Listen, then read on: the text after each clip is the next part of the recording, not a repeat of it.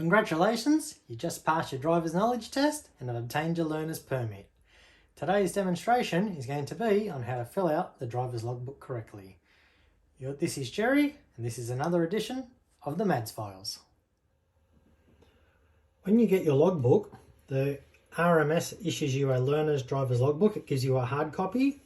There are also different digital logbooks available. One is license ready, L to P, and round trip. At the end of the day, it's your choice which one to use. However, you cannot combine two of them. For argument's sake, you cannot have some of your lessons in this, and you can't have some of your lessons in round trip. They need all to be in the one area when submitted. Today's focus is on the hard copy of the learner logbook. This is issued to the learner once they have passed their driver's knowledge test. It is a responsibility of the learner to ensure that all sections of the logbook are completed correctly. So in the front of the book there are 20 learning goals. Now these tells you what you know how to do at each stage of the learning process.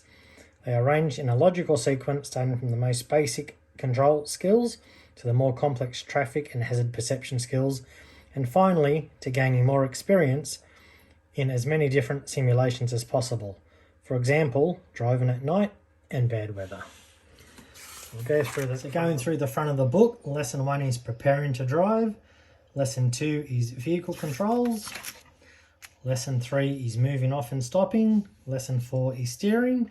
And as we go through the book, the lessons become a little bit more complex, or the learning goals are a bit more complex. At the completion of each task being done satisfactorily, the supervising driver would sign off the bottom and date it that you have satisfactorily been able to prove that you can do this unsupervised. So when filling out the logbook, there's some key things you need to remember. There's a date, which is the day you've done the lesson. The vehicle registration, which is simply the number plate on the car. The odometer from when you started and when you ended. The trip details, places or names. So from Mount Annan to Narellan, you could put Narellan return. You've got the road conditions. Down here there's a key saying sealed, unsealed, quiet street, main road, multi-lane. Just use the abbreviations. There's a weather. You've got the key for the weather. And there's traffic, and there's a key for the traffic down there. And then here it's a license number of the supervising driver. And the supervising driver then needs to sign off. Just remember, this is a legal document and there are heavy penalties for making false entries in the logbook. The time the journey started, the time the journey finished, and the amount of time the journey took you to do. So here is a typical example of what a logbook would look like. This has been used just as an example to show you how it would look. So once again, we have the date, the registration of the car we did it in. If you notice, it can be in multiple cars. Don't think you have to do all the lessons in the one vehicle. And like just examples of what we've put here, we've put Narellan return, Narellan Camden, Mount Annan Campbelltown. We've just put Picton because it's a bit further. Say Razorback or Broughton Pass. And here we've just abbreviated Greg Hills for Gregory Hills. And on the last one, we've got Greg Hills, Harrington Park. Okay. Here we have the instructor's license number again. The instructor has signed off. If you wait till the end to get it done, it does get very frustrating. It is best to get it done on the day of the lesson.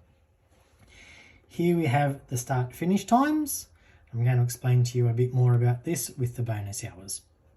When you have a lesson with a driving instructor, 1 hour is equivalent to 3 hours in your logbook. At the back of the book is a key as to how the tally would work. If you're driving with a normal supervising driver and you drove for 1 hour, you would get 1 hour in your logbook. If you were entered with a driving instructor, 1 hour would equivalent to 3 hours in your logbook. And this is for your first 10 hours with an instructor, giving you a total of 30 bonus hours in your logbook. If you are doing a night lesson with a driving instructor, 1 hour is equivalent to 1 hour, but the 2 hours bonus will become day hours. So you will still get the 3 hours in your logbook, but the bonus hours will contribute to your tally of day hours, not your night hours.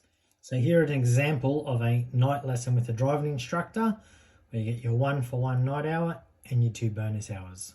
So at the bottom of each page, we tally how many hours we have in each column. So for day hours, we have 9 hours 10 minutes. And for the night column, we have 3 hours 35 minutes. Then when we've completed our next page, we've tallied our hours again, 9 hours 20 for day, 2:55 at night. So now we need to tally the 2 and put them in the box over here. So 9 hours 10 and 9 hours 20 is 18 hours 30 minutes. And for the night hours, it tallies to 6 hours 30. And you just continue like that through the book, chasing your minimum of 120 hours. Towards the back of the book is a structured lesson record keeper, and this is for your driving instructor to fill out in the back.